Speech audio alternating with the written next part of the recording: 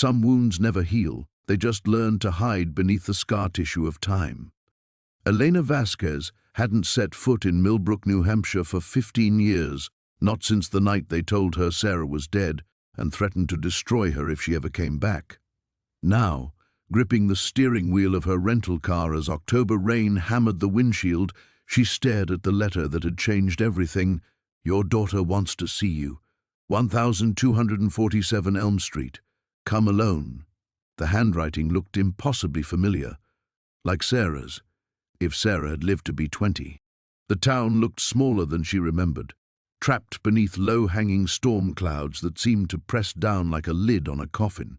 Elena had spent 15 years as a trauma nurse in Phoenix, saving other people's children because she couldn't save her own. But trauma nurses know how to read situations, how to spot the details others miss, and as she turned onto Elm Street toward the Blackwood mansion, the house where her former in-laws had once ruled like kings, Elena noticed something that made her blood run cold. Every house on the street was dark and appeared abandoned, except for one. The Blackwood estate blazed with warm light, and through the rain-streaked windows she could swear she saw the silhouette of a young girl. How was that possible when the Blackwoods had supposedly moved away years ago, and Sarah was supposed to be dead? Before we jump back in, tell us where you're tuning in from, and if this story touches you, make sure you're subscribed, because tomorrow I've saved something extra special for you. Elena's hands trembled as she pulled into the circular driveway, gravel crunching beneath her tires like broken bones. The rental car's headlights swept across the mansion's Gothic facade, illuminating ivy-covered stone that glistened black in the rain. This place had haunted her dreams for 15 years. Every pointed arch, every gargoyle perched on the corners, every leering window that had once watched her fall apart. She killed the engine but left the keys in the ignition. Trauma nurses learned early that you always kept an exit strategy ready. The letter lay crumpled on the passenger seat, the paper soft from her nervous handling during the 6-hour drive from Boston. She'd been pulling a double shift at Phoenix General when her supervisor handed her the manila envelope that had somehow found her despite her unlisted address. No return label, no postmark she could identify. Just her name written in that achingly familiar script that made her chest tighten with impossible hope. "Your daughter wants to see you." Sarah would be 20 now, if she'd lived. Elena had imagined her so many times over the years, graduating high school, starting college, falling in love, maybe even having children of her own. But those were fantasies, daydreams she indulged in the quiet moments between saving lives in the ER. The reality was a small white coffin and a gravestone she'd never been allowed to visit. Thunder cracked overhead, and Elena flinched. Through the windshield, she could see movement behind the mansion's tall windows, shadows passing back and forth like restless spirits. The warm light spilling onto the front steps looked inviting, almost normal, as if a happy family lived inside instead of the cold, calculating Blackwoods who had destroyed her world. She thought about James, her ex-husband, and how he'd stood silent while his parents presented their evidence to the family court judge. Bank records showing Elena's student loan debt, photos of her working double shifts at the hospital while 5-year-old Sarah stayed with babysitters, a carefully edited recording of Elena having a breakdown after a particularly brutal day in the pediatric ward where she'd lost 2 children in one shift. An unstable, financially irresponsible mother, Victoria Blackwood had declared in her crisp Boston accent. Sarah deserves better than this chaos. The custody hearing had lasted 3 days. Elena couldn't afford the kind of lawyer the Blackwoods had brought in, a shark in an expensive suit who'd made her feel like a criminal for working nights to pay for nursing school. When the judge awarded custody to James and his parents, Elena had been granted supervised visits twice a month. She'd managed exactly 4 visits before the phone call that shattered everything. "There's been an accident." Victoria's voice had been steady, almost businesslike. Sarah was in the car with James when a drunk driver ran a red light. She didn't survive. "The funeral is Thursday. We think it's best if you don't attend." Elena had driven straight to Millbrook, desperate to see her daughter one last time, but the funeral home director had turned her away. "Family only," he'd said, not meeting her eyes. The same phrase echoed at the cemetery, at the church, at every door she'd tried. The Blackwoods had made her a stranger to her own child's death. 2 weeks later, men in suits appeared at her apartment with a restraining order and threats that went far beyond legal language. The message was clear: disappear or face consequences that would destroy what little life she had left. So Elena had run to Phoenix, changed her name slightly. Elena Martinez became Elena Vasquez, and tried to build something from the ashes of her grief. Now she was back, and the mansion looked exactly the same. Too much the same. Even the topiary gardens flanking the entrance remained perfectly manicured, as if a grounds crew still maintained them. But according to the private investigator she'd hired 3 years ago, the Blackwood estate had been empty since 2018.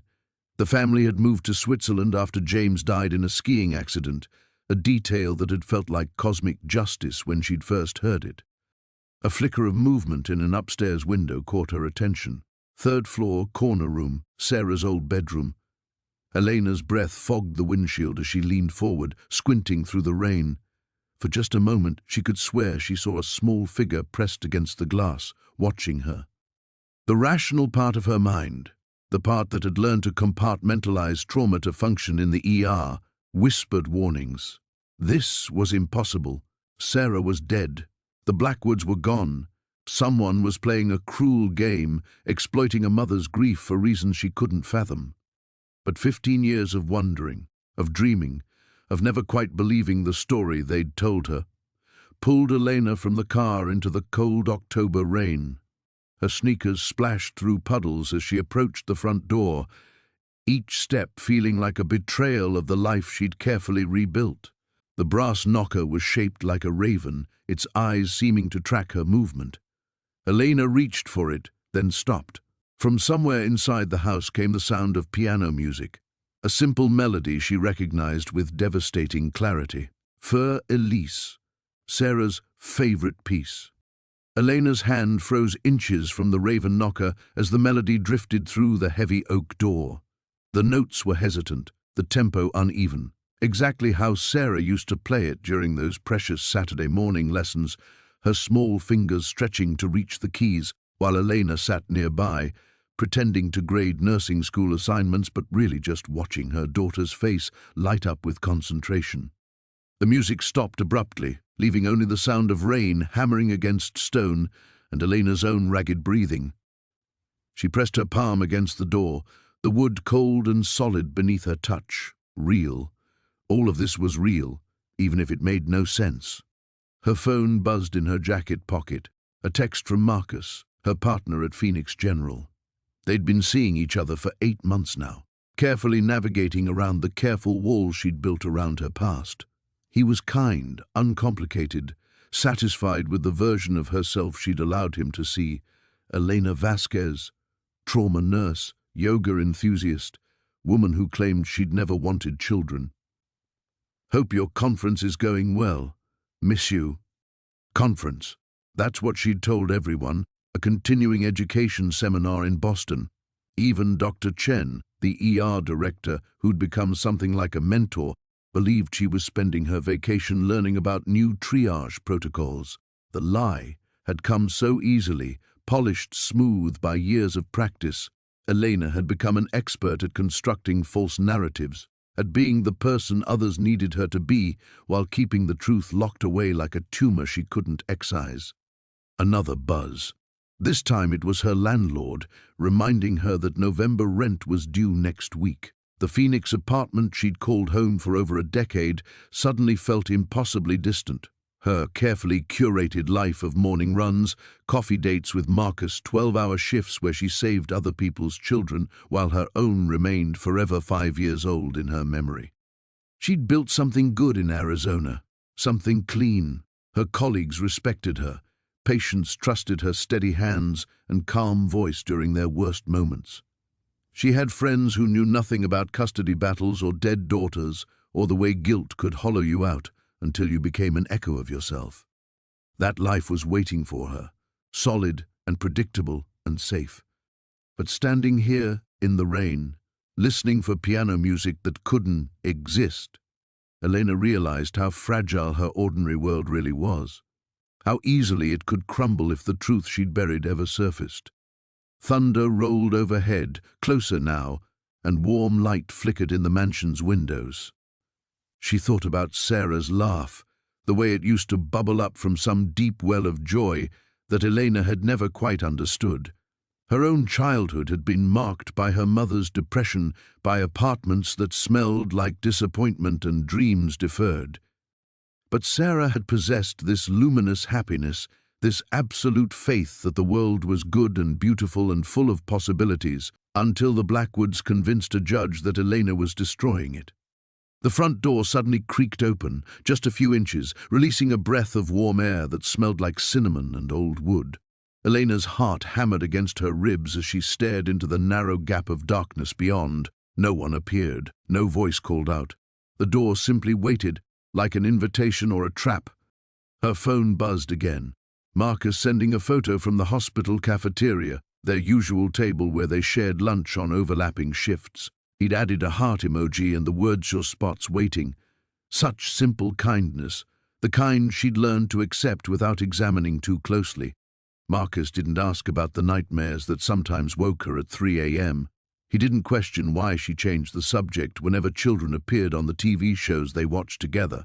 He loved the Elena she'd allowed him to meet, and that woman had no place in Millbrook, New Hampshire.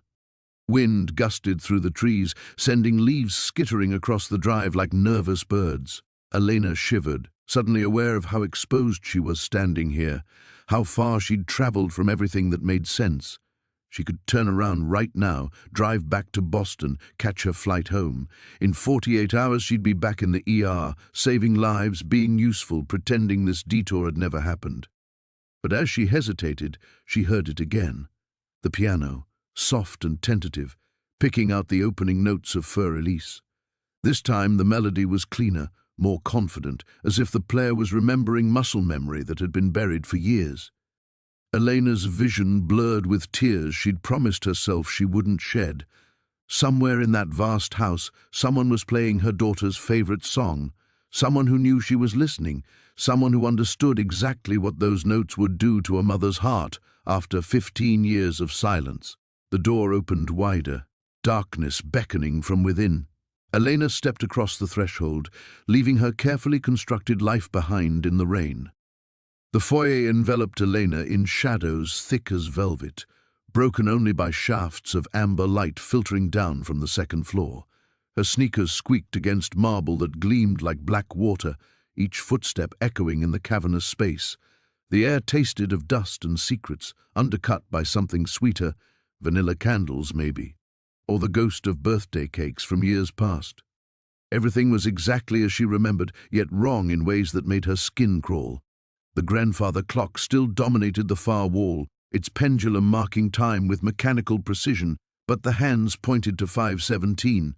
Impossible, since it had been nearly 7 when she'd arrived.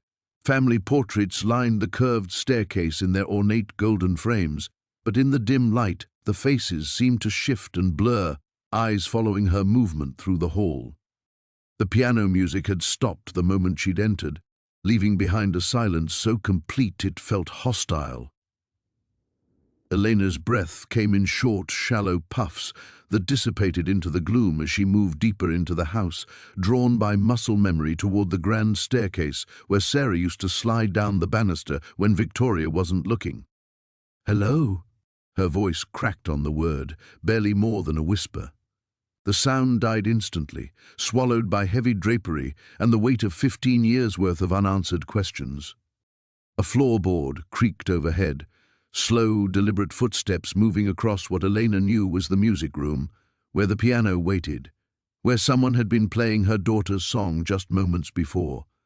Her phone buzzed insistently in her pocket, the vibration unnaturally loud in the stillness. Elena ignored it, but the interruption shattered something fragile inside her chest. This was insane. She was a trauma nurse trained to assess situations with clinical precision, to separate fact from wishful thinking. Dead children didn't send letters. Empty houses didn't play themselves lullabies.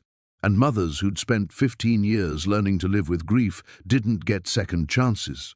But then she saw it.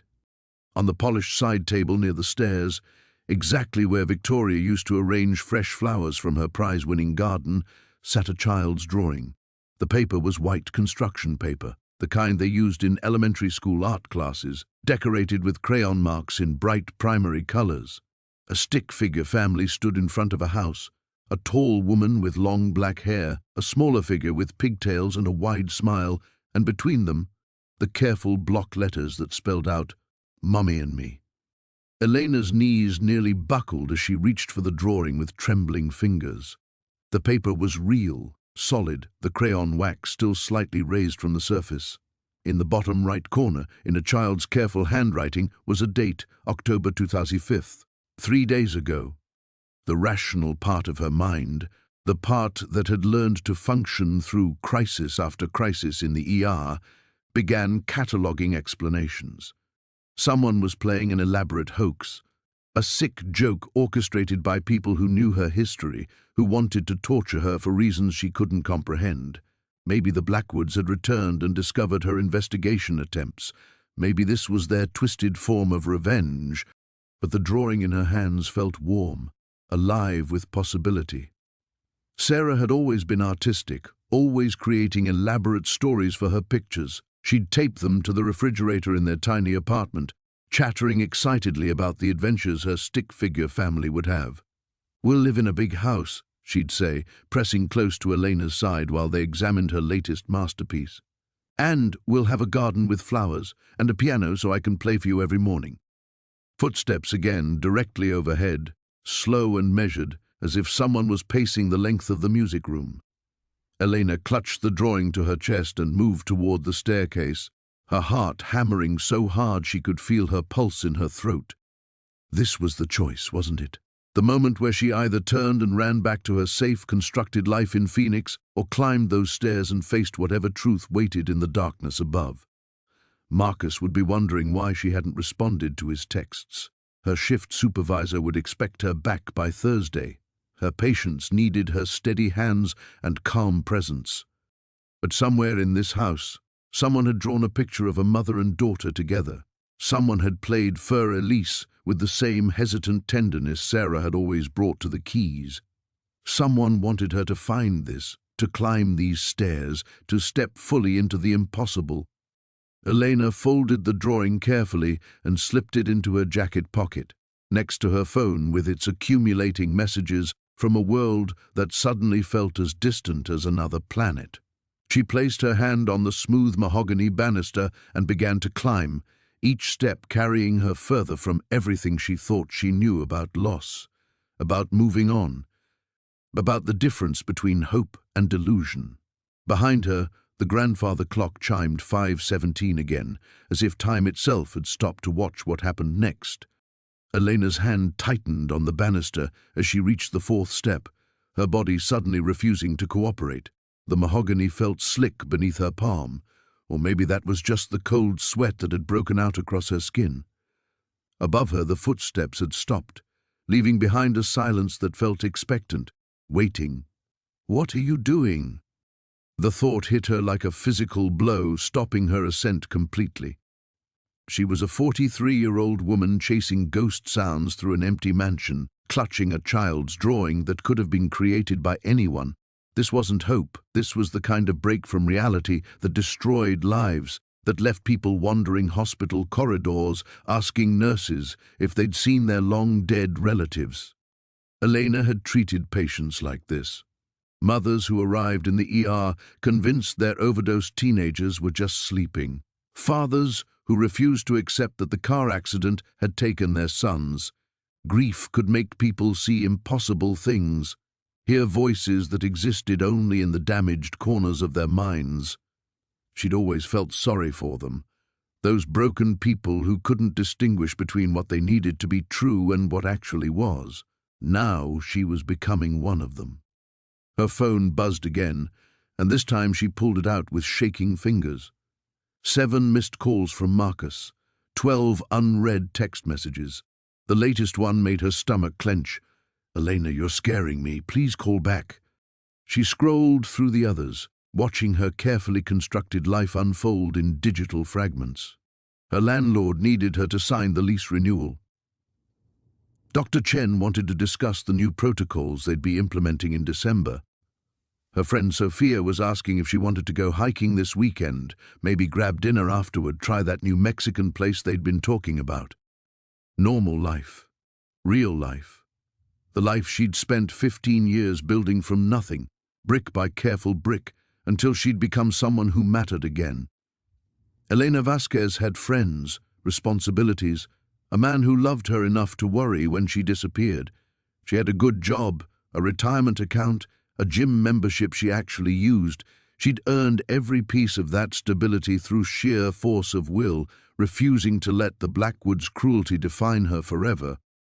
And now she was ready to throw it all away because someone, probably some cruel teenager or bored local who'd heard the old stories, was playing mind games with a grieving mother's heart. The smart thing would be to turn around, drive back to Boston, catch her flight, return to Phoenix where Marcus was waiting with that patient smile and careful way of loving her that never pushed too hard, never asked too many questions. She could be back at work Thursday morning, competent and needed, saving other people's children because she'd learned to live with the fact that she couldn't save her own. But her feet wouldn't move. Her legs felt heavy as concrete, rooted to the stairs by something stronger than logic. Because, what if she was wrong? The thought whispered through her mind like poison, sweet and terrible. What if the story the Blackwoods had told her was a lie? What if Sarah hadn't died in that car accident 15 years ago? Elena had never seen a body, never attended a funeral, never visited a grave. She'd accepted their word because she'd been young and traumatized and legally powerless, because fighting them had seemed as futile as screaming at a hurricane. But she wasn't that broken 28-year-old anymore. She'd become someone who ran toward crisis, not away from it. Someone who made life-or-death decisions in seconds and lived with the consequences. If there was even the smallest possibility that her daughter was alive, that Sarah had been hidden from her all these years. Elena's vision blurred as she imagined it.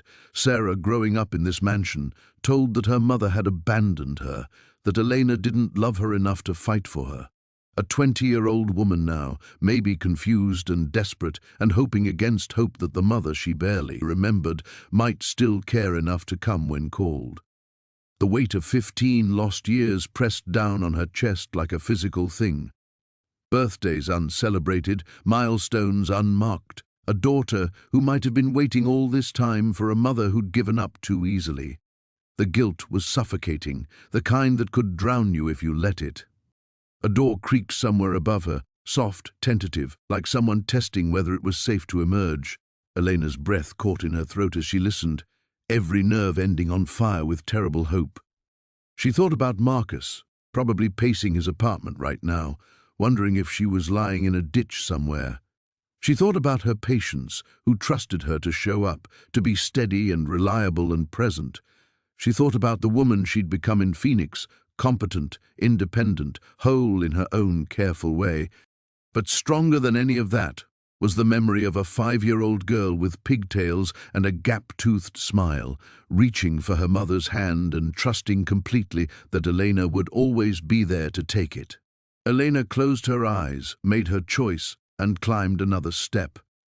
The 5th step groaned under Elena's weight, the sound echoing through the foyer like a gunshot. There was no pretending anymore, no possibility of quiet retreat. Whatever waited above knew she was coming. Her phone buzzed one final time in her pocket. Marcus again, probably. But Elena didn't reach for it. The device felt like an anchor to a world that was already receding, becoming as insubstantial as morning mist. Phoenix, the hospital, her carefully ordered life of measured distances and controlled emotions. All of it belonged to someone else now. Someone who had never stood in this hallway, never felt the weight of impossible hope crushing down on her chest. With each step upward, Elena felt pieces of herself falling away. The professional composure that had carried her through countless medical crises, the protective numbness that had insulated her from 15 years of what-ifs and might-have-beens. The rational skepticism that had kept her sane during the darkest nights when Sarah's ghost seemed to whisper her name. At the landing, she paused. The second floor stretched before her in both directions, doors lining the corridor like sleeping sentinels. To her left lay the guest quarters where she'd sometimes stayed during those brief, painful visits when she'd still believed she could make the marriage work. To her right, the family wing where Sarah's bedroom had been, where it might still be. The music room stood directly ahead, its carved oak door slightly ajar. Golden light spilled through the gap, warm and inviting against the hallway's gloom. Elena could see the corner of the baby grand piano, its black surface reflecting the glow of what had to be candles. Victoria had never allowed open flames in the music room, too dangerous around the antique instruments she'd always insisted. But Victoria wasn't here anymore. According to Sheriff Morrison, the Blackwoods had left Millbrook years ago, abandoning their fortress to weather and memory. So who had lit those candles? Who had been playing Elena's daughter's favorite song with such heartbreaking tenderness? Elena's legs felt disconnected from her body as she moved toward the music room, her sneakers silent on the Persian runner that had probably cost more than her first car. Behind her, the grandfather clock chimed again, still 5:17, as if time had become as fractured as everything else in this place. She reached the door and pressed her palm against the smooth wood, feeling it swing inward with surprising ease. The hinges whispered like secrets being shared, and then she was inside, breathing air that tasted of vanilla and old roses and something else, something achingly familiar that made her chest tighten with recognition. The room was exactly as she remembered it, yet transformed. Candles covered every surface, thick pillar candles on the mantelpiece, delicate tapers on the windowsills, votive lights scattered across the piano's surface like fallen stars. Their flames danced in an invisible breeze, casting shadows that seemed to move independently of their sources. Sheet music lay open on the piano bench, Fur Elise, just as she'd known it would be. But the pages were new, crisp white paper unmarked by age or repeated handling. Someone had placed them there recently, someone who remembered that this had been Sarah's favorite piece, the first real song Elena had taught her to play. On the piano's surface among the candles sat a photograph Elena had never seen before. She approached it with trembling hands, her breath coming in short gasps that disturbed the candle flames. It showed a birthday party. A young woman, maybe 19 or 20, sat before an elaborate cake decorated with pink roses, her face illuminated by the glow of birthday candles. Her dark hair fell in waves around her shoulders, and when she smiled, a small gap showed between her front teeth, the same gap Sarah had carried like a badge of honor when she was 5, insisting it made her whistle better. Elena's knees gave out. She collapsed onto the piano bench, clutching the photograph as tears blurred her vision. The young woman in the picture had Sarah's eyes, Sarah's stubborn chin, Sarah's way of tilting her head when she was thinking. But she was grown now, adult, a stranger wearing Elena's daughter's face. 15 years of birthdays, 15 years of watching her baby grow up from a distance, hidden away in this mansion like some fairy tale princess locked in a tower. Elena had spent all those years grieving a child who hadn't died, mourning a relationship that could have been saved if she'd just been brave enough to keep fighting. The realization hit her like a physical blow. There truly was no going back now. The knowledge that Sarah was alive, or had been alive recently, made it impossible to return to her old life of careful denial. Even if this turned out to be an elaborate hoax, even if the photograph was somehow fake, Elena could never again pretend to be satisfied with the half-life she'd built in Phoenix. She was committed now, whether she wanted to be or not. The threshold had been crossed. Elena sat frozen on the piano bench, the photograph trembling in her hands as footsteps echoed in the hallway beyond the music room. These weren't the careful, measured steps she'd heard earlier. These were urgent, purposeful, moving toward her with unmistakable intent. She clutched the birthday photo to her chest and tried to stand, but her legs betrayed her. The candle flames flickered wildly as the footsteps grew closer, and Elena realized she was trapped.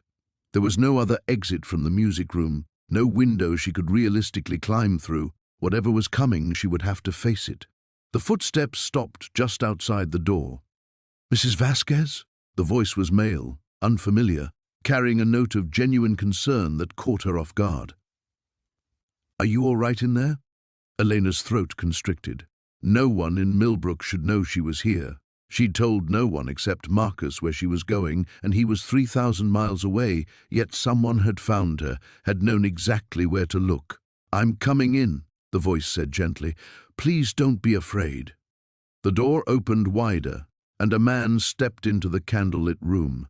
He was perhaps 60, with silver hair and kind eyes behind wire-rimmed glasses. He wore a simple black coat over dark clothing, and something about his bearing suggested both authority and compassion, like a minister or counselor. Elena didn't recognize him, but 15 years had changed everything in Millbrook. "My name is Dr. James Garrett," he said, staying near the doorway with his hands visible, as if approaching a wounded animal. "I was Sarah's doctor when she was young. I've been looking after things here." Elena's voice came out as barely a whisper. "Looking after what things?" Dr. Garrett's eyes moved to the photograph in her hands, and something shifted in his expression, a mixture of sadness and what might have been relief. "So you found it. I wasn't sure if you'd come this far into the house." The admission sent ice through Elena's veins. "You left this for me." Not left, revealed. He stepped closer, and Elena could see the weight of years in his face, the burden of secrets carried too long. "The Blackwoods had me remove all traces of Sarah from the public rooms when they made the decision to tell you she had died. But I kept some things, hidden them, hoped someday there might be a reason to bring them back to light." Elena struggled to her feet, clutching the piano for support. "She's alive." It wasn't a question, but Dr. Garrett's response hit her like a physical blow. She was. Until 18 months ago. The world tilted sideways. Elena felt herself falling back onto the bench, the photograph slipping from nerveless fingers. No, you're lying. This picture, it's recent, she looks. 20 years old. Yes, that was her last birthday party." Dr. Garrett moved closer, his voice infinitely gentle. "I'm sorry, Elena. I'm so very sorry. But Sarah died in January of last year. Leukemia." The candles seemed to dim around them. Elena couldn't breathe, couldn't think beyond the crushing realization that she'd been too late. Not by minutes or hours, but by months. Sarah had lived, had grown up, had celebrated 20 birthdays, and Elena had missed all of it, including the end. "You're lying," she said again, but without conviction. The kindness in Dr. Garrett's eyes was too genuine, too weighted with real grief. "The letter said she wanted to see me, the drawing downstairs." "What drawing?" Elena fumbled in her jacket pocket and pulled out the construction paper artwork. Dr. Garrett examined it with a frown, turning it over in his hands. "This isn't Sarah's work," he said quietly. "She hadn't drawn like this since she was very young. And the date—" He looked up at Elena with obvious confusion. "October 25th was 3 days ago. Then who—" A new sound interrupted her question, the front door slamming shut somewhere below them. Heavy footsteps entered the foyer, moving with authority and purpose. Dr. Garrett's face went pale. "We need to leave," he said urgently. "Now, through the back stairs. Who is that?" "People who don't want this conversation to continue." He moved toward her, extending his hand. "Elena, I know you have questions. God knows you deserve answers. But if we stay here, you'll never get them. Trust me." The footsteps below were climbing the main staircase now, accompanied by low voices Elena couldn't make out. But something in their tone, in the deliberate way they moved through the house, sent primal fear racing through her nervous system. Elena grabbed the birthday photograph and stood, her decision made by instinct rather than logic. Whatever Dr. Garrett represented, truth, deception, or something more complicated, He felt safer than whatever was coming up those stairs. "This way," he whispered, leading her toward a panel in the wall she hadn't noticed before. "And Elena, whatever happens next, remember that Sarah loved you. She never stopped asking about her mother." The panels swung open, revealing a narrow servants' stairway that disappeared into darkness. Behind them, the footsteps reached the second-floor landing. Elena followed Dr. Garrett into the shadows, carrying her daughter's photograph and the weight of 15 years of loss that had somehow become even heavier now that she knew the truth. The servants' stairway was suffocatingly narrow, barely wide enough for one person. Elena pressed against the rough wooden walls as Dr. Garrett moved ahead of her, his footsteps muffled but urgent. Behind them, she could hear voices in the music room, sharp, angry tones that made her pulse spike with adrenaline. "Where are we going?" she whispered, clutching Sarah's photograph against her chest. "My car," Dr. Garrett replied without turning around. "Parked behind the carriage house. They won't expect us to—" The voices above grew louder, more agitated. Someone was clearly giving orders, and Elena caught fragments that chilled her. "Search every room," and "can't let her leave with—" Dr. Garrett suddenly stopped, pressing himself against the wall and motioning for Elena to do the same. Through the thin partition, she could hear heavy footsteps moving through the main house, systematic and thorough. These weren't casual visitors or concerned neighbors. They were hunting. "Who are they?" Elena breathed. Dr. Garrett's face was grim in the darkness. "People who have spent 15 years keeping secrets buried. People who thought you'd never come back." He paused, studying her face. "Elena, I need you to understand something. What I told you about Sarah, about her death, it's true, but there's more to the story, much more." The weight of his words settled over her like a shroud. Elena had thought learning that Sarah had been alive was the worst revelation possible. Now she sensed there were deeper truths waiting, each one potentially more devastating than the last. "She didn't just die of leukemia," Elena said. "It wasn't a question. The leukemia was real, but Sarah had been asking questions before she got sick. About you, about why she'd been told you abandoned her. She'd started making inquiries, reaching out to people who might remember the custody battle." Dr. Garrett's voice dropped even lower. Someone didn't want her finding answers. The implication hit Elena like ice water. "You think they killed her?" "I think Sarah's illness became convenient. I think treatments that should have been tried weren't. I think medical decisions were made that prioritized other concerns over her recovery." Elena felt something fundamental shift inside her chest. Grief transforming into rage, the helpless ache of loss hardening into something sharp and dangerous. If what Dr. Garrett was suggesting was true, then Sarah hadn't just been stolen from her once. She'd been murdered to keep that theft hidden. The footsteps above had moved away from their section of wall, but new sounds drifted down, doors slamming, furniture being moved. They were conducting a thorough search. "We need to keep moving," Dr. Garrett whispered. "But first, you need to decide what you're prepared to do with the truth. Because once we leave this house, there's no going back to your old life. The people upstairs have too much to lose. They won't just let you walk away knowing what you know." Elena thought of Marcus waiting in Phoenix, of her patients who depended on her steady hands and clear judgment. That world seemed impossibly distant now, like something she'd seen in a movie rather than lived. The woman who'd boarded a plane in Arizona had been seeking closure. The woman crouched in this hidden stairway was preparing for war. "Sarah wrote you letters," Dr. Garrett said quietly. "Dozens of them, over the years. They never let her send them, but she kept writing. I have them hidden in my office." The photograph in Elena's hands seemed to grow heavier. Letters from her daughter. Years of thoughts and feelings and questions that Elena would never be able to answer. Evidence of a relationship that had been systematically destroyed by people who'd calculated that their comfort was worth more than a child's right to know her mother. "She had your eyes," Dr. Garrett continued, "and your stubbornness. Even when she was sick, even when the treatments were limited, She never stopped believing you'd come back for her eventually. Elena closed her eyes against the crushing weight of that revelation. Sarah had died waiting for a rescue that had come 18 months too late, believing in a mother who'd given up fighting. Above them, a voice called out, "They're not up here. Check the basement and grounds." Dr. Garrett touched Elena's arm.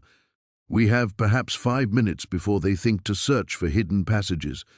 What do you want to do?" Elena opened her eyes and looked at the photograph one more time. Sarah, at 20, smiling over birthday candles she'd never see again.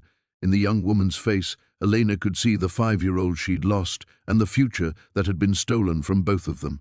The choice wasn't really a choice at all. "I want those letters," Elena said, her voice steady for the first time since entering the house. "I want to know everything. And I want the people responsible to pay." Dr. Garrett nodded grimly. "Then we run." Dr. Garrett moved ahead of her through the narrow passage, but every step felt like walking deeper into a nightmare Elena could never escape. The servants' stairway ended at a door that opened into the mansion's basement, and the musty air that greeted them carried the weight of decades, old wood, forgotten storage, and something else that made Elena's skin crawl. "This way," Dr. Garrett whispered, leading her between towering shelves of covered furniture and dusty Christmas decorations. "The exit is—" The lights blazed on. Elena froze, blinking in the sudden brightness as footsteps thundered down the main basement stairs. They'd been herded here, she realized with growing horror. The search upstairs had been designed to drive them into this trap. "Dr. Garrett." The voice was cultured, familiar in a way that made Elena's blood turn to ice. "And the prodigal daughter-in-law returns." Victoria Blackwood stepped into view, flanked by 2 men Elena didn't recognize, but their bearing screamed private security. At 68, Victoria remained formidable, her silver hair perfectly styled despite the late hour, her pale eyes as cold as Elena remembered. "You're supposed to be in Europe," Elena said, her voice cracking. "Convenient fiction." Victoria's smile was arctic, much like your daughter's death certificate, though I see James has been clarifying certain misconceptions. Elena clutched Sarah's photograph tighter. "You kept her from me. For 15 years you let me believe she was dead while she was living in this house." Sarah was living the life she deserved, educated, cultured, surrounded by people who could provide for her properly. Victoria's tone suggested she was discussing the weather, rather than being raised by a woman who couldn't even keep her marriage intact. "She was my daughter. She was a Blackwood." The words cut like glass. "And Blackwoods don't end up as single mothers working night shifts in trauma wards. We corrected a trajectory that would have diminished her." Dr. Garrett stepped slightly forward, his voice steady despite the obvious danger. "Elena, you need to understand, this goes beyond custody disputes." Sarah wasn't just hidden. When she started asking questions, when she began trying to contact you directly, James Victoria's voice carried a warning that made the temperature seem to drop 10 degrees. "She was murdered," Elena said, the words falling into place with horrible clarity. "You killed my daughter to keep your secrets." Victoria's laugh was like breaking crystal. "Murder? How dramatic." "Sarah died of leukemia, as her medical records clearly state. Dr. Garrett can confirm the diagnosis was legitimate." "The diagnosis, yes," Dr. Garrett said quietly, "but not the treatment protocol. Treatments were delayed, second opinions discouraged. Sarah could have lived, Victoria. She should have lived." Elena felt something snap inside her chest, not breaking but transforming. The grief that had defined her for 15 years crystallized into pure rage. This woman had stolen her daughter twice, once through legal manipulation and again through calculated medical negligence. "Where are the letters?" Elena demanded. "Dr. Garrett said Sarah wrote letters." Victoria's composure flickered slightly. More romantic nonsense. The fantasies of a confused young woman who couldn't accept that her biological mother had abandoned her. "I never abandoned her. You had me declared unfit. You told me she was dead." Elena's voice rose until it echoed off the basement walls. Because you were unfit. Victoria's mask slipped completely, revealing the venom beneath. A trauma nurse from a working-class family, barely educated, completely unsuitable for a Blackwood heir. We gave Sarah every advantage, every opportunity, except the truth, except her mother. The silence stretched between them, loaded with 15 years of lies and manipulation. Elena could hear the nor'easter growing stronger outside, wind howling around the mansion's foundation like something trying to break free. "The question now," Victoria said, her composure restored, "is what happens next. You've learned things that certain people would prefer remained private, things that could cause complications." The threat was unmistakable. Elena glanced at Dr. Garrett, seeing her own understanding reflected in his eyes. They weren't walking out of this basement. Whatever Victoria had planned, it wouldn't involve loose ends. "Sarah's letters are hidden in my office safe," Dr. Garrett said suddenly, "along with medical records, treatment protocols, and documentation of every decision that led to her death. If anything happens to Elena or me, those files go directly to the State Attorney General." Elena stared at him. Was he bluffing, or had he actually prepared for this moment? Victoria studied them both with the calculating gaze of a predator. "James, you've been a family friend for 30 years. Surely we can reach an understanding that protects everyone's interests." "Sarah's interests," Dr. Garrett said firmly, "included knowing her mother. You denied her that. I won't be party to denying Elena the truth about her daughter's final years." Elena felt the weight of the moment settling around them. Everything, Sarah's memory, her own survival, the justice her daughter would never see, balanced on whatever happened in the next few minutes. The basement lights flickered as thunder shook the foundation, and Elena realized that some storms, once they began, would destroy everything in their path before they were finished. The sound that shattered the tense silence wasn't thunder, it was the sharp crack of a gun being fired. Dr. Garrett crumpled to the concrete floor with a strangled gasp, dark blood spreading across his coat where his shoulder met his chest. One of Victoria's security men lowered his weapon with practiced calm. "James was always too sentimental," Victoria said, her voice devoid of emotion as she watched him writhe in pain. 30 years of friendship, thrown away for a woman who should have stayed in Phoenix where she belonged. Elena dropped to her knees beside Dr. Garrett, her nursing instincts overriding everything else. The wound was high on his shoulder, serious but not immediately fatal if treated properly. Blood seeped between her fingers as she applied pressure, and Dr. Garrett's eyes met hers with desperate urgency. "Safe," he whispered through gritted teeth. "Combination is Sarah's birthday. Month, day, year, she would have turned 21. "How touching," Victoria observed. "But I'm afraid Dr. Garrett won't be needing his medical practice anymore, and neither will you be needing those files." Elena looked up from Dr. Garrett's wounded form to see the second security man holding what appeared to be a tablet computer. On the screen, she could see flames consuming an office somewhere, file cabinets melting, papers turning to ash, a metal safe glowing red-hot in the inferno. "No," Elena breathed, understanding flooding through her like ice water. "You're destroying everything." "Cleaning house," Victoria corrected. "Something that should have been done years ago, before James developed such an inconvenient conscience." Elena watched Sarah's letters burning on the screen, years of her daughter's thoughts and feelings and love turning to nothing. The last connection she might have had to the woman Sarah had become was disappearing in real time, and there was nothing she could do to stop it. Dr. Garrett's breathing was becoming labored, his face pale from blood loss. Elena's medical training told her he needed immediate hospital care, but they were trapped in a basement with 2 armed men and a woman who had already orchestrated one murder. "The beautiful irony," Victoria continued, settling into a chair one of her men had positioned for her, "is that Sarah spent her final months researching you. Did you know that?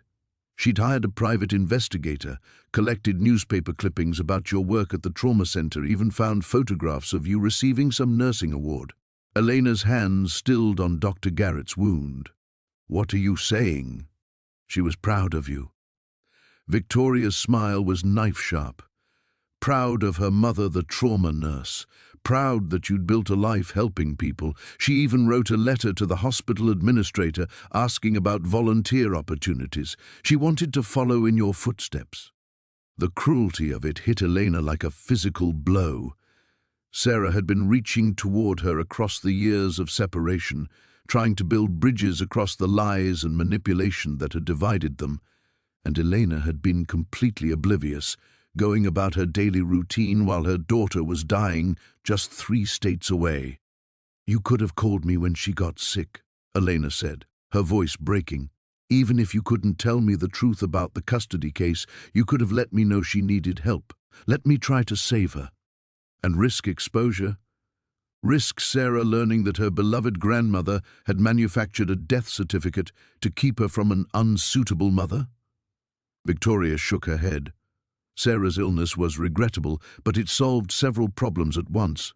No more questions about the past, no more attempts to contact you, no more threats to the family reputation.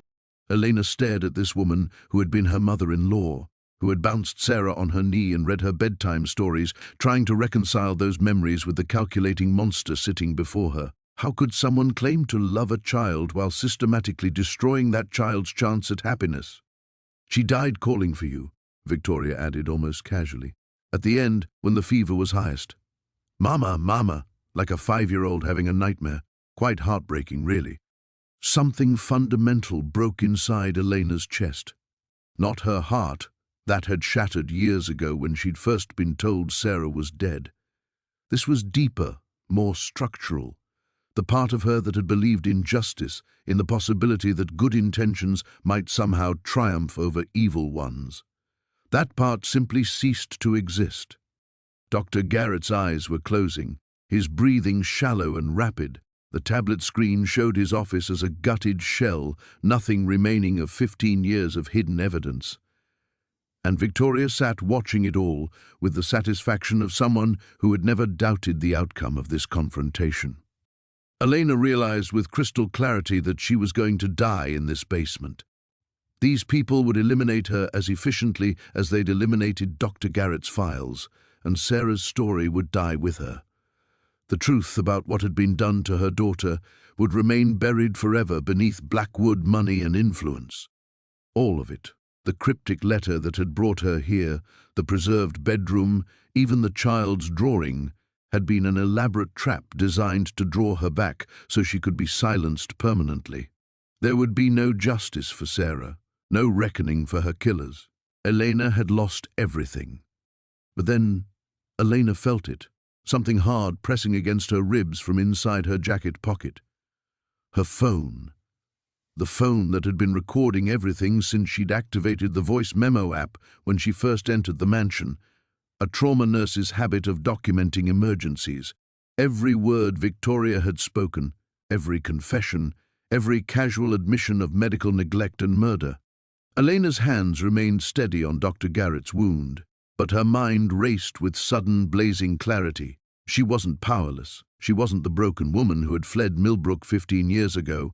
She was Elena Vasquez, trauma nurse, who had spent her career making split-second decisions in life-or-death situations, who had learned to think clearly when chaos erupted around her.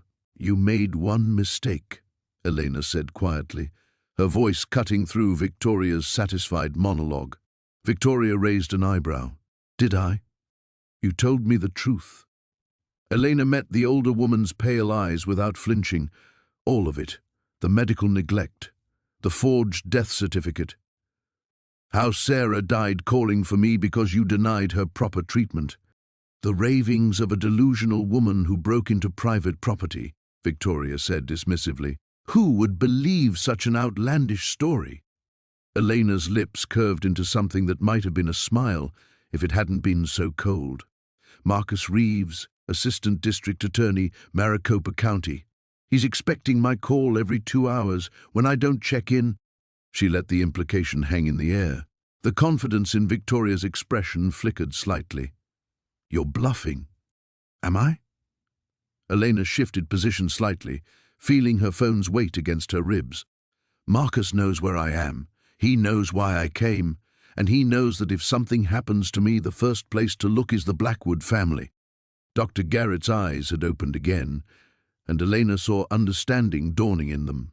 He'd realized what she was doing, buying time, creating doubt, turning the psychological advantage against their captors. Moreover, Elena continued, her voice gaining strength, "I'm a trauma nurse. Do you really think I walk into dangerous situations without backup protocols? Without emergency contacts who notice when I disappear?" She was lying, of course. Marcus existed but had no idea where she was. Her emergency contact was her supervisor in Phoenix, who wouldn't miss her until her next shift. But Victoria didn't know that. And Elena had spent 15 years learning to project calm competence under pressure. Victoria gestured to one of her men. "Check her phone. See who she's been calling." Elena's heart hammered against her ribs, but she forced herself to remain steady. Password protected, biometric locks. And if someone tries to access it incorrectly 3 times, it automatically uploads everything to cloud storage with copies sent to predetermined contacts. Another lie, but delivered with the confidence of someone who had learned to make life-saving decisions based on incomplete information. The security man paused, looking to Victoria for guidance. "Besides," Elena pressed on, "you've already made your real mistake. The fire at Dr. Garrett's office? That's going to draw attention. Fire investigators, insurance adjusters, police reports. People are going to start asking questions about why a respected physician's practice burned down the same night his patient files were being accessed." Dr. Garrett managed a weak nod. "Elena's right," he whispered. "I have colleagues who knew about the Blackwood files. They'll connect the fire to your family." Elena saw doubt creeping into Victoria's eyes and pressed her advantage. "You spent 15 years hiding the truth about Sarah's custody case, but you got sloppy tonight. Too many witnesses, too much evidence, too much collateral damage. The cover-up has become bigger than the original crime." The basement fell silent except for the wind howling outside and Dr. Garrett's labored breathing. Elena could practically see Victoria's mind working, recalculating odds and risks that had seemed manageable just minutes earlier. "What do you want?" Victoria asked finally. "The truth," Elena said. "All of it, on record. Sarah's real medical files, documentation of the custody manipulation, everything you've hidden for 15 years. In exchange for your granddaughter gets the justice she deserved, and you get to live with what you've done instead of dying for it." Elena realized as she spoke that this was her revelation. Not just the truth about Sarah's death, but the understanding of who she herself had become. Not the broken woman who had fled Millbrook, but someone who had learned to fight for what mattered. Someone who could stand in a basement with armed killers and turn their own weapons against them. The scared 28-year-old who had lost custody of her daughter was gone. In her place was a woman who had spent 15 years saving lives under pressure, who understood that sometimes the only way to win was to risk everything on a single, desperate gamble. Elena looked down at Dr. Garrett's pale face, then back at Victoria's calculating expression, and waited to see whether her bluff would save them both or get them killed. Victoria's calculating silence stretched for what felt like hours, but was probably only seconds.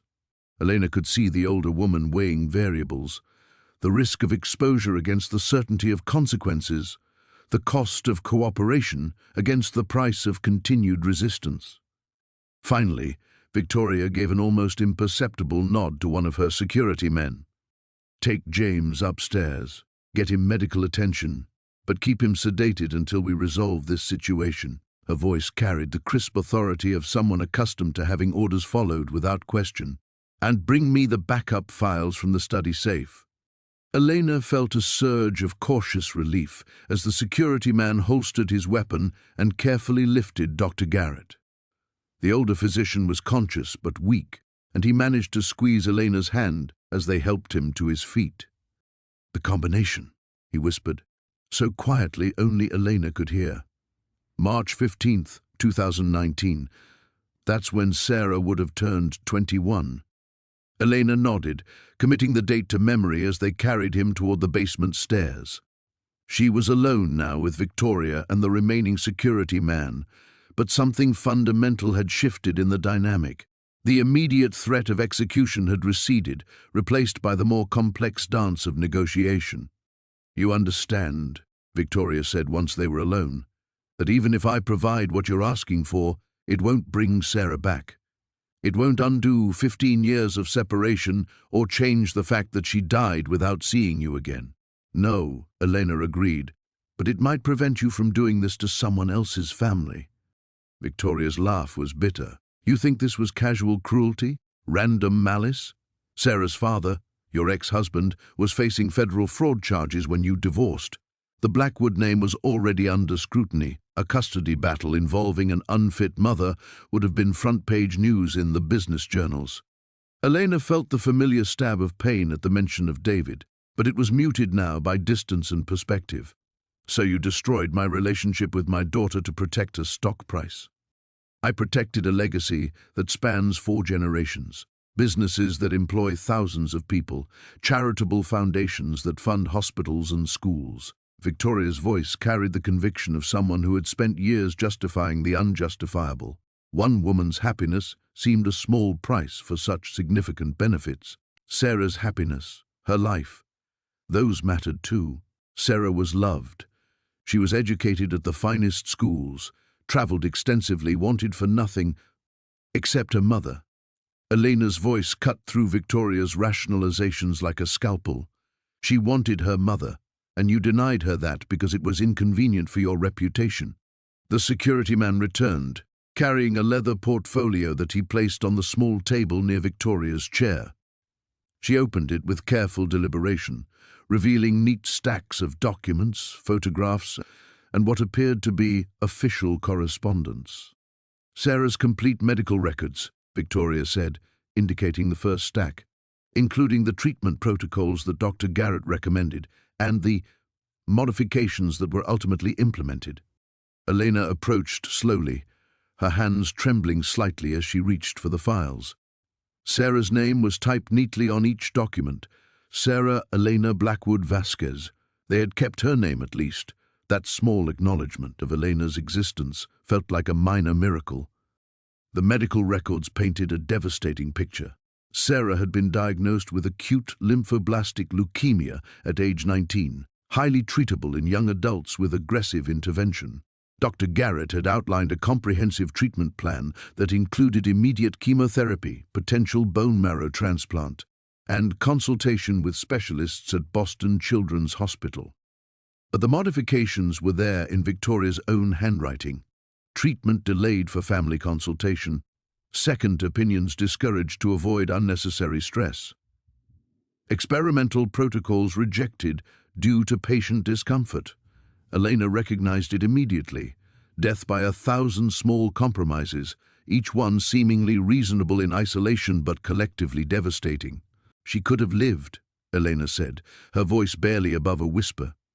"Possibly, but she would have lived knowing the truth about her custody case, about the lies we told to keep her from you." James had become sentimental about full disclosure as Sarah reached adulthood.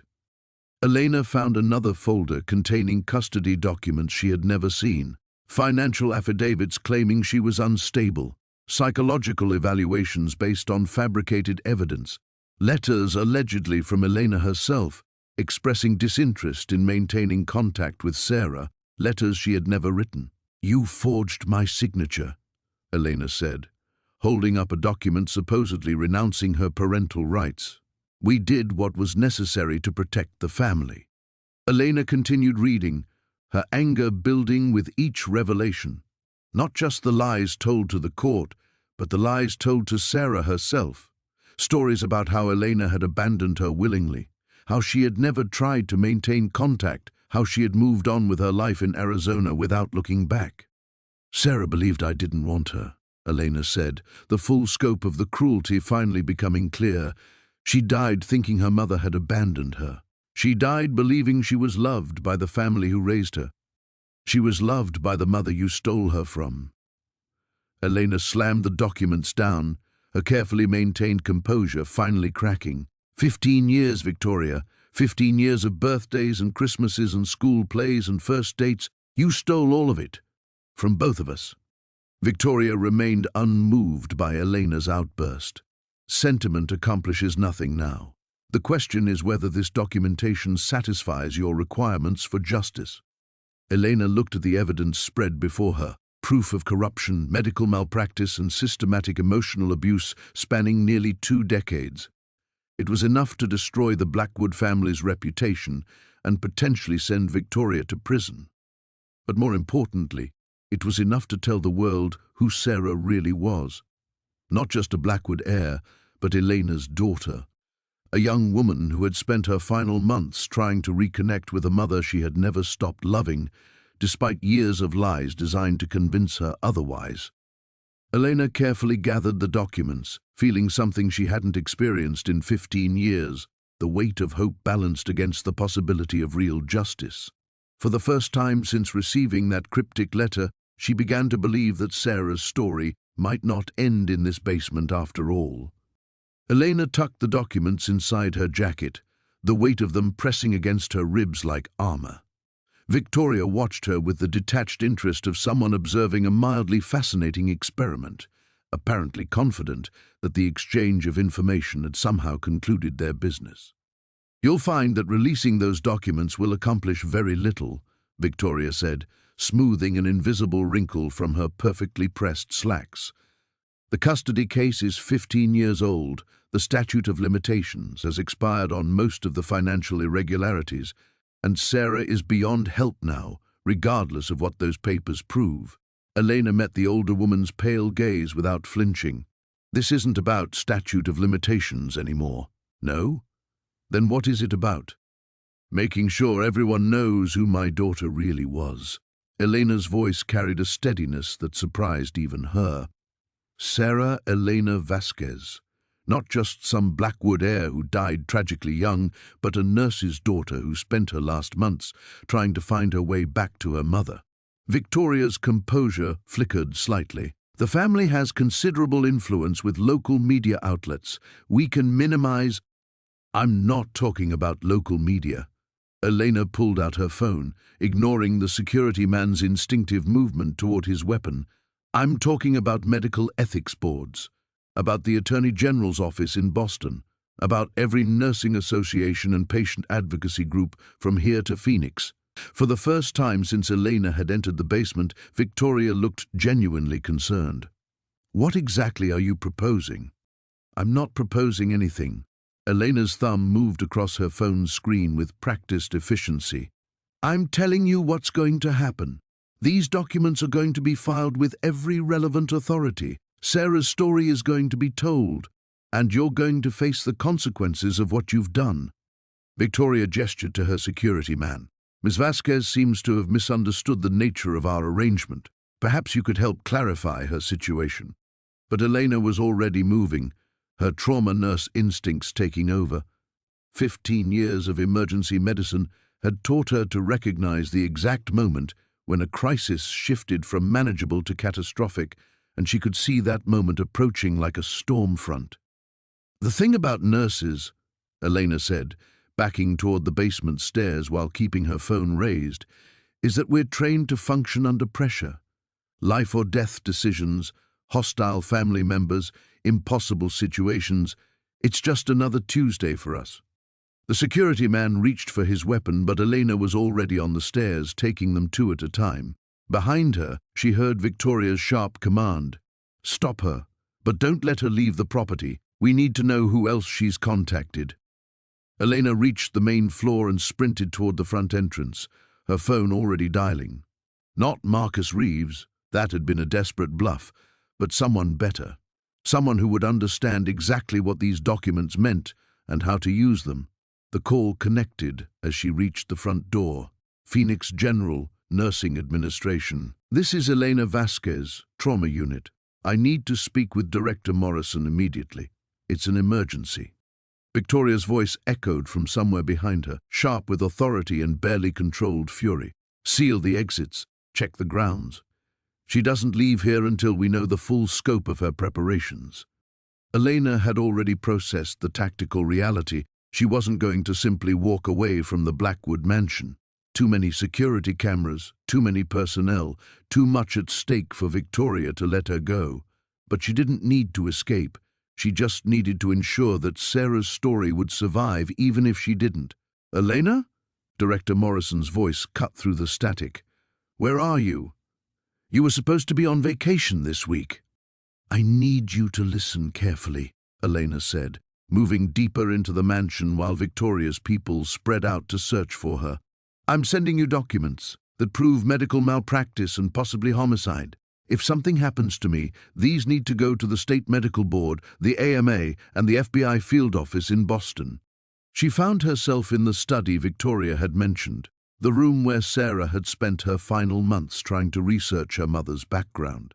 Family photographs lined the mantelpiece, and Elena recognized her daughter's face in the formal portraits, older, more sophisticated than the 5-year-old she remembered, but unmistakably Sarah. "Elena, you're scaring me. What's going on?" Elena opened the safe, using Dr. Garrett's combination. March 15th, 2019, Sarah's 21st birthday. Inside were more documents, flash drives, and what appeared to be Sarah's personal journal from her final year. The last entry was dated just 3 weeks before her death, found Mom's old nursing school transcripts. She specialized in pediatric emergency care.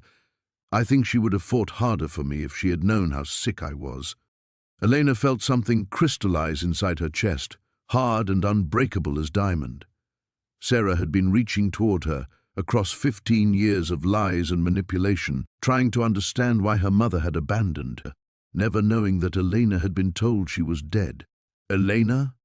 Director Morrison's voice seemed to come from very far away. Elena photographed every document in the safe, uploading them to secure servers, while Victoria's footsteps echoed in the hallway outside.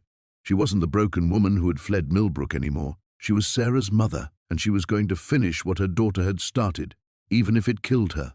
"I'm about to send you the most important case files of your career," Elena said into the phone.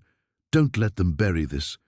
The study door burst open as Elena pressed send on the final file transfer.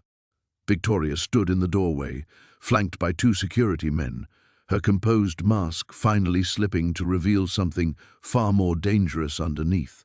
"You have no idea what you've just done," Victoria said, her voice deadly quiet. Elena remained seated at Sarah's desk, her hands steady on the keyboard despite the adrenaline coursing through her veins. 15 years of trauma nursing had taught her that panic was a luxury she couldn't afford. "I know exactly what I've done. I've given my daughter the voice you stole from her. Your daughter is dead, Elena. Nothing you do now will change that. But it will change how she's remembered." Elena stood slowly, Sarah's journal clutched against her chest. "She won't be just another tragic Blackwood heir. She'll be Sarah Elena Vasquez, the brave young woman who died trying to find her way back to her mother." Victoria stepped into the room, and Elena could see the calculation in her pale eyes, weighing risks, measuring consequences, deciding how far she was willing to go to contain this situation. The older woman's gaze fell on the open safe, then moved to the scattered photographs Elena had been uploading. Those files contained sensitive information about multiple families, business arrangements that spanned decades. You're not just exposing the Blackwoods, you're potentially destroying innocent people who had nothing to do with Sarah's situation. Elena had encountered this manipulation before, in emergency rooms where family members tried to guilt her into bending medical protocols. The suggestion that doing the right thing would somehow cause greater harm, that silence was really protection, that the victim was being selfish by seeking justice. "The only innocent person in this situation was my daughter," Elena replied. "Everyone else made choices. You chose to fabricate evidence. The judge chose to accept it without proper investigation. David chose to go along with your plan rather than fight for his daughter's right to know her mother. David was protecting Sarah from instability. David was protecting himself from embarrassment." Elena's voice carried the weight of 15 years' worth of suppressed anger. Just like you've been protecting the family name, and Dr. Garrett was protecting his relationship with your money, and everyone in this town has been protecting their comfortable lies. Victoria's composure cracked completely. You self-righteous little nobody. Do you think your feelings matter more than institutions that have stood for generations? Sarah lived a privileged life. She had opportunities you never could have provided. She had everything except the truth. Elena moved toward the window, keeping the desk between herself and Victoria's security team. And the truth is what she was looking for when she died. She spent months researching my background, trying to understand why her mother had abandoned her. She found my nursing school transcripts, my specialty certifications, my work history. She was building a picture of who I really was, not the monster you'd painted me as. Elena held up Sarah's journal, its pages filled with her daughter's careful handwriting. She wrote about wanting to contact me, about wondering if the stories she'd been told were accurate, about hoping there might be another explanation for why I never fought harder to see her. Adolescent fantasies. Adult investigations, Elena corrected. Sarah was 20 when she started this research. She was dying and she was trying to understand her own history before it was too late. The weight of that revelation settled over the room like a shroud. Sarah had been conducting her own investigation, parallel to Elena's current search for truth. Mother and daughter, separated by lies and manipulation, had been reaching toward each other across an impossible divide. Elena looked at Victoria and saw something she hadn't expected: genuine fear, not of legal consequences or social embarrassment, but of a truth that was larger and more devastating than the lies that had been constructed to contain it. "This is your final test," Elena said quietly. "Not mine. I've already made my choice. I've uploaded the evidence, contacted the authorities, and ensured that Sarah's story will be told regardless of what happens to me next." Elena moved to the window and looked out at the storm still raging across the Blackwood grounds. In the distance she could see lights, police cars perhaps, or media vehicles drawn by the fire at Dr. Garrett's office. The conspiracy was already unraveling, its threads pulled loose by Elena's investigation and now being examined by forces beyond Victoria's control. "But you still have a choice to make," Elena continued.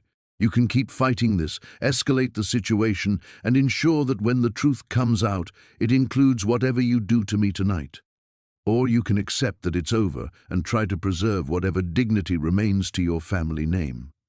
Elena turned back to face Victoria, and in that moment she understood that this was the culmination not just of her investigation, but of her transformation from victim to advocate. She wasn't the frightened, young mother who had fled Millbrook anymore. She was Sarah's champion, and she was ready for whatever came next. Victoria's mask of civility finally shattered completely. "You think you've won something here? You think exposing us will bring Sarah back or make you feel whole again?" Her voice rose to a pitch Elena had never heard from the composed matriarch. "All you've accomplished is destroying lives, including your own." Elena held Sarah's journal tighter, feeling her daughter's presence in every carefully written word. "I haven't destroyed anything that wasn't already rotten." "Guards!" Victoria snapped, her composure abandoning her entirely. "Take her phone, search her for any additional devices. We're going to find out exactly who she's contacted and what damage can still be contained." The security men moved forward, but Elena was already in motion. 15 years of trauma nursing had honed her reflexes to razor sharpness. She knew how to move fast in confined spaces, how to anticipate aggressive behavior, how to protect what mattered most. She vaulted over Sarah's desk, putting the heavy furniture between herself and Victoria's men. "You can't contain this anymore," Elena said, backing toward the study's second door. "The files are already uploaded to multiple secure servers. Medical ethics boards don't care about your family's influence, Victoria. They care about dead patients and falsified records." Victoria's face contorted with rage that had been building for 15 years. "That girl was never yours. We saved her from a life of poverty and instability. We gave her everything: education, opportunities, a future. You gave her cancer and lies." Elena's voice cut through Victoria's justifications like a scalpel. "You delayed her treatment to cover up your corruption, and you let her die thinking her mother had abandoned her." The accusation hung in the air like a physical presence. Elena could see the truth of it register in Victoria's eyes. Not guilt exactly, but recognition that her carefully constructed narrative had finally collapsed under the weight of reality. Victoria lunged forward with shocking speed for a woman her age, her manicured nails aimed at Elena's face. "Ungrateful little nobody! I should have had you killed 15 years ago instead of simply discredited." Elena dodged the attack, but Victoria's words hit harder than any physical blow. The admission was stark and unambiguous. Victoria had orchestrated Elena's destruction deliberately, methodically, with full knowledge of the pain it would cause both mother and daughter. The security men closed in from both sides, but Elena had spent too many years dealing with violent patients and panicked family members to be intimidated by hired muscle. She grabbed a heavy crystal paperweight from Sarah's desk and held it defensively. "Sarah figured it out, didn't she?" Elena said, the pieces finally clicking into place. "That's why you delayed her treatment, not just to avoid discovery of the custody fraud, but because she was actively investigating you. She was getting too close to the truth." Victoria's expression confirmed Elena's suspicion. That girl was always too curious for her own good, just like you. Some people don't know when to leave well enough alone.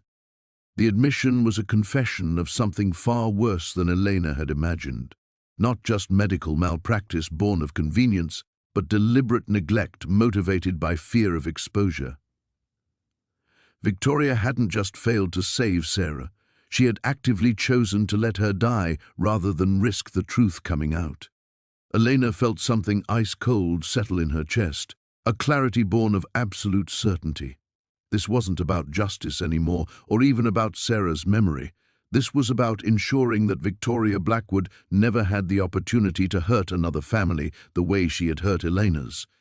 "The difference between you and me," Elena said, her voice steady despite the chaos erupting around her, "is that I've spent 15 years learning how to save lives.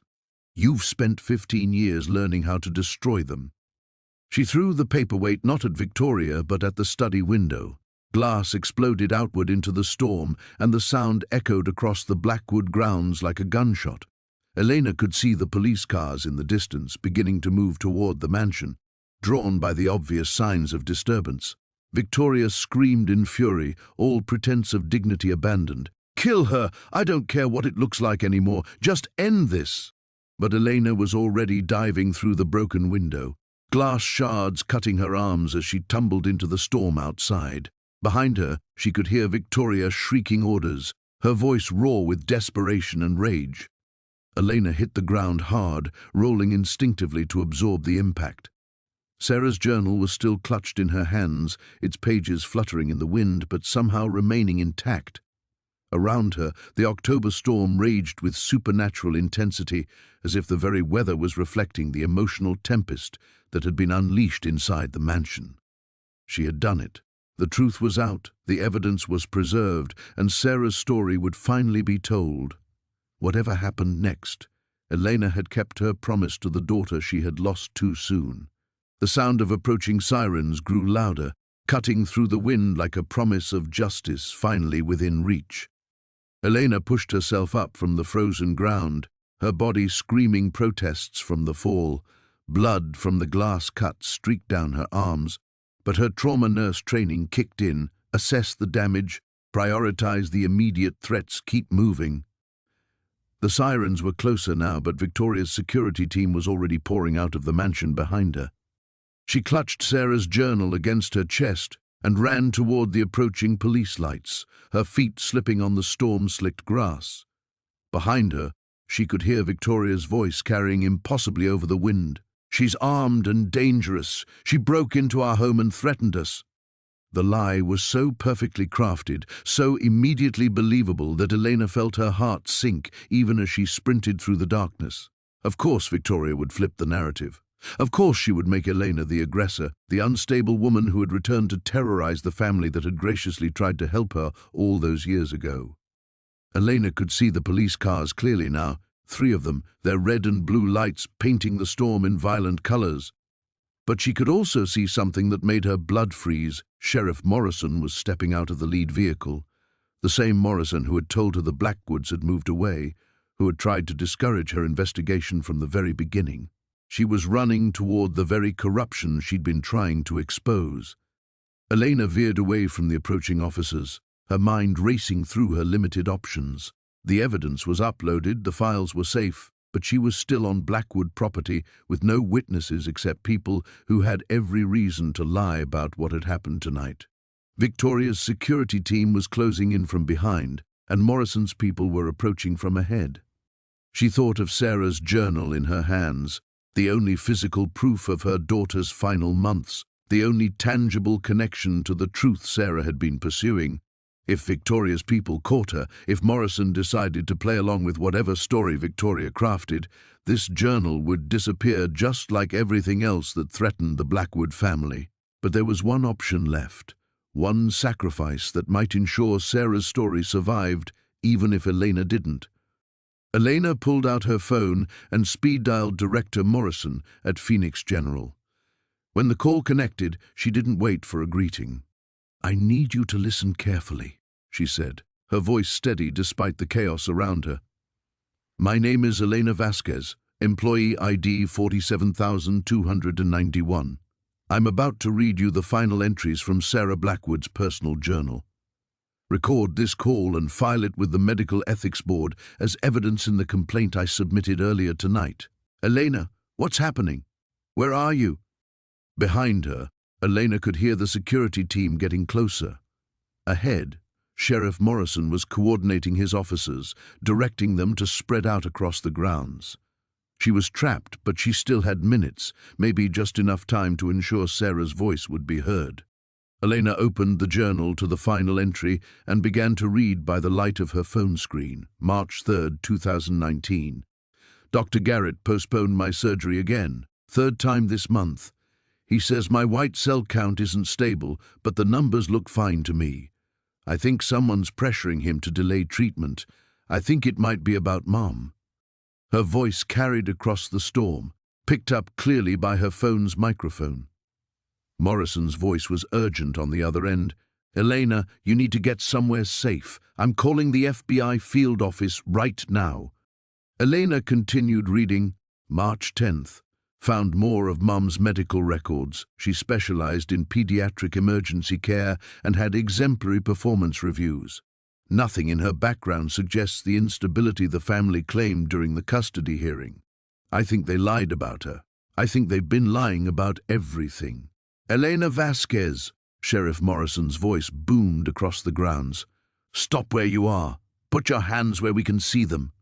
Elena looked at the approaching officers, then back at the security team behind her, then down at Sarah's journal. She understood now what victory would cost her. She could save Sarah's story, but she couldn't save herself. Victoria's influence ran too deep, the corruption was too entrenched, and Elena was just one woman with no political connections or family wealth to protect her, but Sarah's voice could still be heard. Elena raised her phone higher and continued reading the final entry. March 15th. "My 21st birthday. I'm going to die soon, and I need to find Mom before I do. I need her to know that I never stopped loving her, that I understand she didn't abandon me willingly.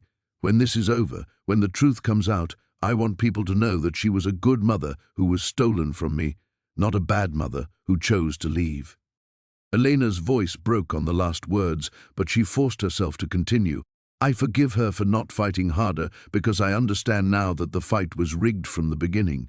I love you, Mom. I'm sorry I couldn't find my way back to you in time." The security team reached her first, but Elena had finished reading. Sarah's truth was recorded, uploaded, and beyond Victoria's reach. As rough hands seized her arms and the journal was torn from her grasp, Elena felt something unexpected. Peace. She had kept her promise to her daughter. Whatever happened next, Sarah's voice would finally be heard. As the security team's hands closed around Elena's arms, she heard the distant wail of additional sirens cutting through the storm. More vehicles were approaching, their lights different, brighter, cutting through the darkness with an authority that made Sheriff Morrison step back from his radio. "Federal agents!" A voice boomed across the grounds. "Nobody move!" Elena felt the grip on her arms loosen slightly as Victoria's security team realized the situation had shifted beyond their control. Through the driving rain, she could see black SUVs pulling up behind Morrison's patrol cars, their occupants emerging with the crisp efficiency of federal law enforcement. Director Morrison's voice crackled through Elena's phone, which had somehow survived the chaos. "Elena, are you there?" The FBI field office responded faster than I expected. They said they've been investigating Blackwood family activities for months. The lead federal agent approached the cluster of people surrounding Elena, his badge clearly visible even in the storm. "I'm Agent Davidson, FBI. We need to secure this scene immediately." His gaze swept over the security team still holding Elena. "Release her. Now." Victoria's men stepped back, but Elena could see Victoria herself emerging from the mansion, her composure rebuilt like a fortress wall. Even disheveled and furious, the matriarch moved with the confidence of someone who had weathered scandals before. "Agent Davidson," Victoria called out, her voice carrying the authority of old money and older connections. "I'm Victoria Blackwood. This woman broke into my home and assaulted my staff. Whatever story she's told you, I assure you, it's the product of a disturbed mind seeking attention." Elena watched the federal agent's face carefully, looking for any sign that Victoria's influence extended to his level. But Davidson's expression remained professionally neutral as he approached Elena. "Ms. Vasquez, we received your medical ethics complaint 2 hours ago. Our financial crimes unit has been very interested in the documentation you provided." He gestured toward the mansion. "We also received reports of a fire at Dr. Garrett's medical practice tonight. Quite a coincidence." Elena felt her knees almost give out with relief. The federal investigation was real, independent, beyond Victoria's reach. But even as hope bloomed in her chest, she could see Victoria calculating, planning her next move. "Whatever documents this woman has provided are forgeries," Victoria said smoothly. "She's been obsessed with our family for 15 years. Ever since we were forced to remove her daughter from her custody due to neglect, she's clearly fabricated evidence to support her delusions." Agent Davidson pulled out a tablet, its screen glowing against the storm. "Mrs. Blackwood, we've had your family's financial records under review for 6 months. The medical malpractice insurance claims, the custody proceeding costs, the payments to various medical professionals, they paint an interesting picture." Elena watched Victoria's carefully maintained facade begin to crack again. The federal investigation wasn't just based on Elena's complaint, it was part of something much larger, much more thorough than anything Victoria could have anticipated. "We'll need to interview everyone present tonight," Davidson continued. "But first, Mrs. Blackwood, we have a warrant for your arrest on charges of conspiracy to commit fraud, obstruction of justice, and medical malpractice resulting in death." The words hit Elena like a physical blow, but not from pain, from vindication so complete it was almost overwhelming. Sarah's death hadn't been just negligence or medical error. It had been a crime, and Victoria Blackwood was finally being held accountable. Victoria's composure shattered entirely. "You have no idea what you're dealing with. My family has connections that reach levels you can't even imagine. This investigation will be shut down by morning." But Agent Davidson was already reading Victoria her rights, his voice steady and implacable against her protests. Elena felt tears mixing with the rain on her face as she realized that Sarah's journal, Sarah's investigation, Sarah's final desperate search for truth had ultimately led to this moment. Sheriff Morrison approached Elena with obvious reluctance. His earlier confidence evaporated. "Ms. Vasquez, I want you to know that I was only following procedures.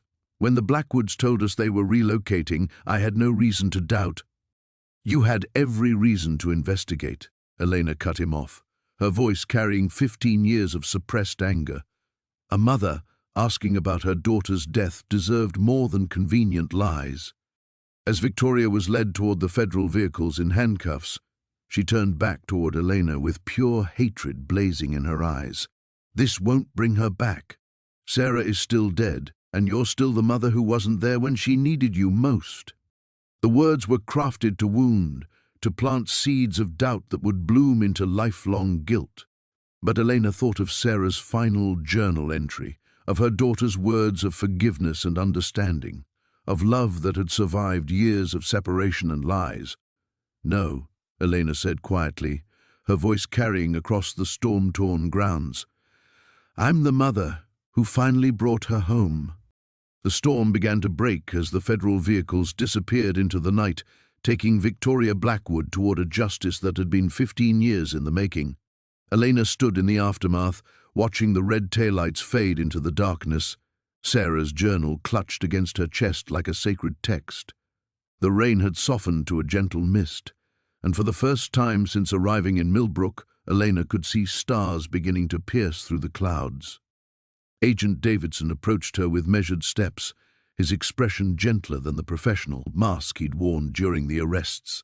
"Ms. Vasquez, we'll need your full statement tomorrow, but I want you to know your daughter's journal entries align perfectly with financial irregularities we've been tracking for months. She was building a case we didn't even know we needed." Elena nodded, unable to speak around the emotion lodging in her throat. Sarah had been investigating not just her own situation, but a pattern of corruption that extended far beyond one family's cruelty. Her daughter had died trying to expose a truth that would protect others from suffering the same fate. "There's something else," Davidson continued, pulling out his phone. "We found Dr. Garrett at his practice tonight, trying to destroy records. He's agreed to cooperate in exchange for reduced charges. He wants to speak with you." Elena took the phone with trembling hands. Dr. Garrett's voice was barely a whisper, heavy with shame and relief. "Elena, I'm so sorry. Sarah was supposed to have surgery weeks before she did. Victoria threatened to destroy my practice, my family's reputation, if I didn't delay treatment. I thought I could buy time, find another solution. But Sarah kept getting sicker, and by the time I couldn't delay anymore, she died because you were afraid," Elena said quietly.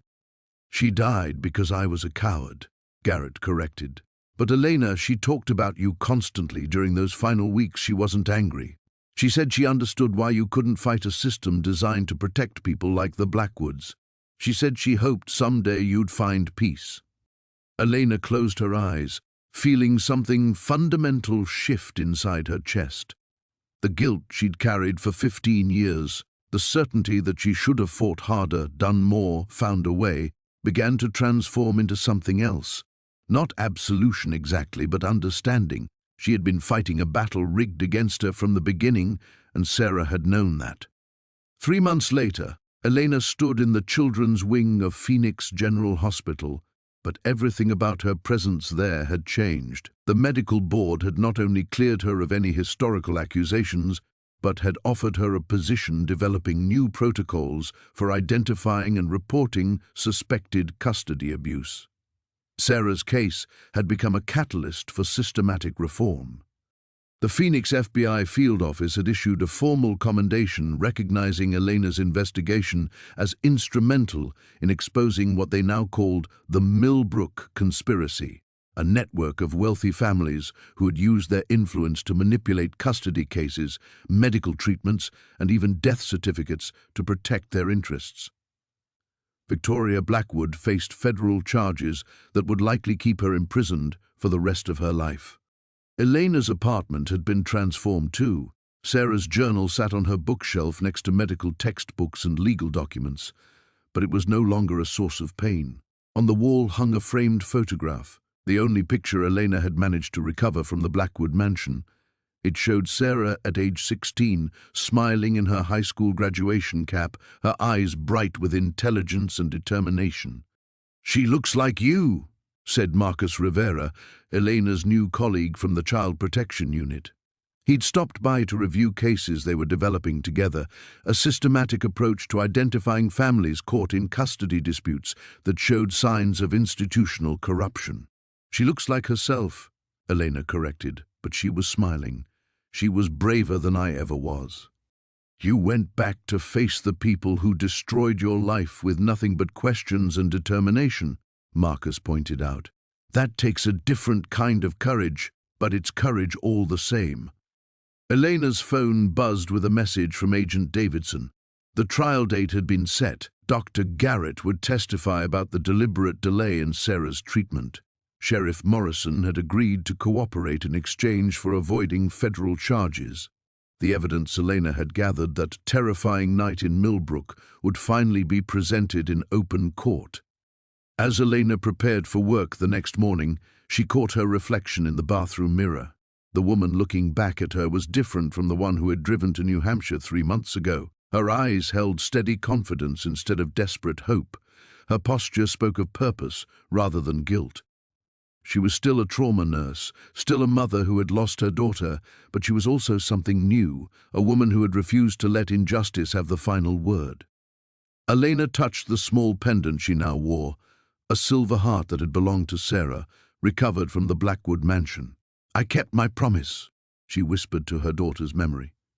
The truth finally came home, the new beginning.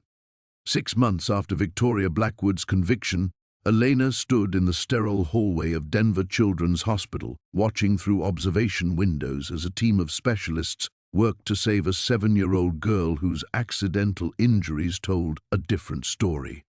The child's wealthy father paced nearby, his expensive suit and practiced concern fooling no one who knew what to look for. "The custody evaluator is clean," Marcus Rivera said quietly, joining Elena at the window. "No financial connections to the family, no history of questionable decisions. And the judge agreed to our request for an independent medical review." Elena nodded, making notes on her tablet. This was their 14th case since the new protocols had been implemented, protocols born from Sarah's investigation and Elena's testimony before Congress 3 months ago. The Millbrook conspiracy had exposed corruption in 7 states, leading to federal legislation requiring independent oversight of custody cases involving significant wealth disparities. "The father's already trying to have me removed from the case," Elena said. "His lawyers are claiming I have a bias against wealthy families." Marcus snorted. "Let them try. Your testimony helped convict 3 judges and a dozen attorneys. I think you've earned some credibility." Through the window, Elena watched the little girl's eyes flutter open, searching the room with the wariness of a child who had learned too early that the adults meant to protect her might be the source of danger instead. Elena recognized that expression. She had seen it in her own reflection for years after losing Sarah. Her phone rang. "Agent Davidson." "Elena, I wanted you to hear this directly. Victoria Blackwood died in federal prison this morning. Heart attack. Natural causes, according to the medical examiner." Elena felt something settle in her chest. Not satisfaction exactly, but completion. "Thank you for letting me know. There's something else. Her estate is being liquidated to pay damages to families affected by the conspiracy. The foundation Sarah was researching, it's being established for real this time, with federal oversight. They want to name it the Sarah Blackwood Memorial Foundation for Medical Ethics." After ending the call, Elena walked to the hospital's small chapel, a non-denominational space where families came to pray, to grieve, to hope. She sat in the back pew, pulling out the worn photograph of Sarah that she now carried everywhere. "Your foundation is going to help a lot of children," she whispered to the image. "Children whose voices might have been silenced the way yours almost was." The chapel door opened, and Elena looked up to see Dr. Emily Chen, the hospital's chief pediatrician, approaching with careful steps. "I hope I'm not intruding," Dr. Chen said. "I heard about Mrs. Blackwood. I wanted to make sure you were okay." Elena smiled. "I'm better than okay. I'm grateful." Dr. Chen sat beside her. "The little girl from this morning, her case is solid now. The independent review confirmed the injuries were intentional. She'll be placed with her aunt while the father faces charges. One more child protected, Elena murmured. Sarah would be proud. I've been thinking about your proposal, Dr. Chen continued. The National Training Program for Medical Professionals to recognize custody-related abuse. The hospital board approved funding this morning. Elena's breath caught. The program had been her vision for months, a way to prevent other families from suffering what the Blackwoods had inflicted. Medical professionals trained to look beyond wealthy families' carefully crafted narratives, to see the patterns of control and manipulation that could prove fatal to children caught in the middle. We want you to lead the program, Dr. Chen added. Full-time position, national scope, budget for travel and training materials. You'd be helping rewrite medical education curricula across the country. Elena looked down at Sarah's photograph again. Her daughter's eyes seemed to sparkle with approval, with the fierce intelligence that had driven her to investigate corruption even while fighting for her life. That evening, Elena returned to her apartment, no longer the sparse, guilt-haunted space she had maintained for 15 years. The walls now held framed letters from families whose children had been protected by the new protocols, photographs from congressional hearings where Elena had testified, and certificates recognizing her work with child protection agencies.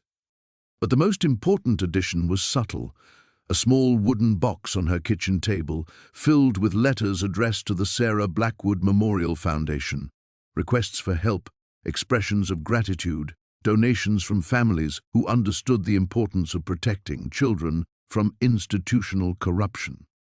Elena opened one letter from a mother in Oregon whose custody case had been overturned after an independent medical review revealed her ex-husband had been bribing doctors to falsify reports about their daughter's health. Your daughter's courage saved my daughter's life, the letter read. Thank you for making sure her story was heard. As Elena prepared for bed, she touched Sarah's silver heart pendant and looked out her window at the city lights stretching toward mountains, silhouetted against the star-filled sky. Somewhere out there, children were sleeping safely because Sarah's investigation had exposed a truth powerful enough to change laws, transform institutions, and give voice to victims who had been silenced for too long. Sweet dreams, my brave girl, Elena whispered. Your work here is done. Ours is just beginning.